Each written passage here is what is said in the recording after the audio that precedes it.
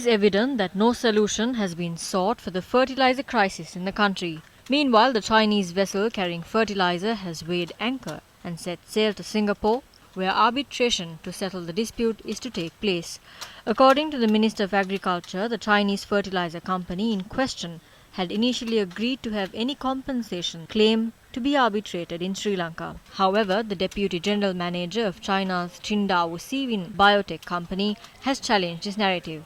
The Chinese company is seeking $8 million in compensation from Colombo Commercial Fertilizer Limited through an arbitration centre in Singapore. The company argues that Sri Lanka has violated the contract for the organic fertilizer purchase, while the compensation sought by the company covers several costs, including production, freight, and demurrages.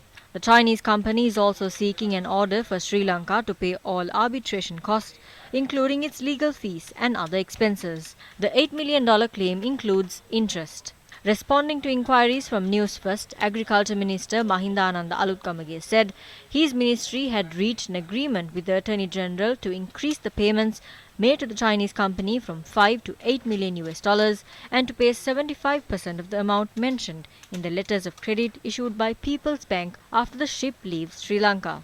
Chinese Biotech's Deputy General Manager Anna Song says the arbitration can only take place in Singapore and that their company has lost faith in Sri Lankan authorities. The company notes that when Sri Lanka initially called for bids, it had been mentioned that the fertilizer should not contain microbes. However, Sri Lanka had failed to provide a methodology by which to quantify zero bacteria or failed to indicate a manner in which all bacteria can be removed from fertilizer.